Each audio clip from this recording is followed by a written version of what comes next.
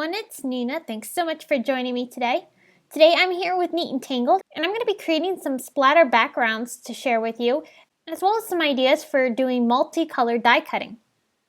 So here I've got a piece of watercolor paper. This is some Strathmore watercolor paper, and I'm going to be using the Prima Watercolor Confections paints. These are the Tropicals.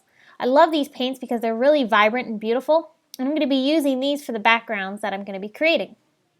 So I'm going to take my water and I'm going to be picking up some paint and splattering this all over this piece of paper. I'm literally covering it with paint splatters. The entire thing is going to be just a bunch of splatters. I love the artistic look of the splattered backgrounds, and I love doing this with distress inks and other types of mediums, and I thought this would make a really fun and colorful background to go ahead and pick up paints and add all sorts of splattery colors all over this piece of watercolor paper. So I'm just going to keep picking up color and splattering it around, letting the paint move wherever it wants to go. I'm using a variety of colors. I'm using oranges, pinks, greens, blues, and also some teals. I love this color combination. It's very bright and cheerful. And I'm actually going to be creating a few cards today with this technique. So what I've done is after I've added all of my paint splatters and I got the background to look how I liked it, I'm going to go ahead and dry this with my heat gun. You could let it air dry if you'd like. And then once it's dry, I'm going to go ahead and take a stitched rectangle die, and I'm going to run this through my die cutting machine. Now this panel is awfully big, so I'm going to go ahead and trim it down a little bit with my scissors before I go ahead and run this through. But I'll just lay this down on my cutting mat. I'm using my magnetic platform underneath because this will help keep my die in place and not shift as I'm running it through the machine. I'm going to continue doing some die cutting, and this time I've got the You're Amazing die set from Neat and Tangled. I'm going to be using this as my multicolored sentiment.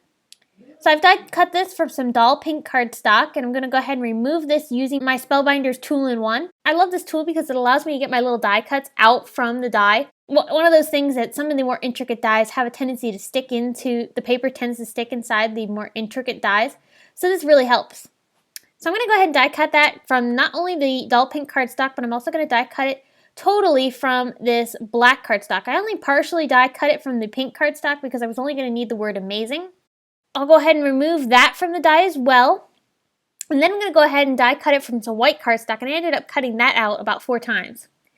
So here are all my die cut pieces, and I'm going to be actually trimming these up now. So I'm going to be cutting the word can do out of the white paper. I'm going to be cutting those little words out, and I'm going to be gluing them on top of the black paper. And then once I've cut those out, I'm going to go ahead and cut the word anything out, and this one's going to be adhered on top of the black piece as well. The black is going to be our base color. It's going to have the word you in the black, the can do in the white, and the pink is going to be the anything.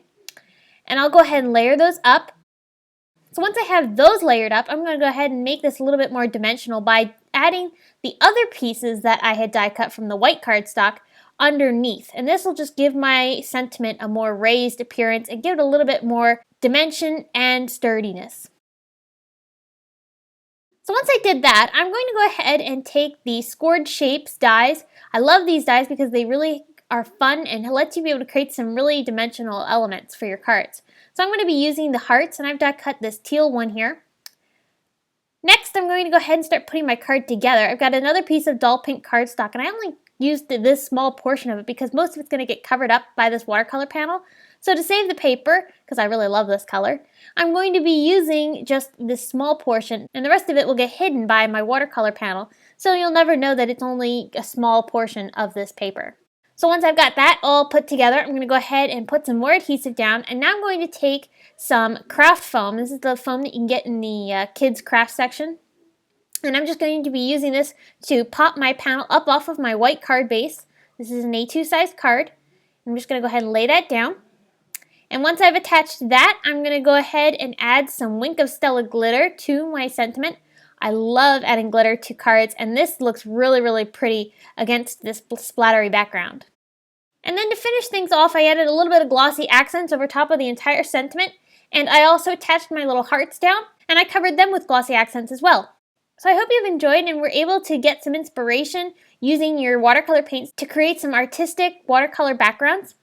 If you enjoyed this video, be sure to give it a thumbs up and subscribe to this YouTube channel. And thanks so much for watching. Here's another video you might like featuring Neat and Tangled products. Thanks again for stopping by and spending some time with me. You can find me on social media at Facebook, Instagram, Pinterest, and YouTube, as well as my blog. And be sure to check out the Neat and Tangled blog as well for more information on this card. Thanks so much for watching!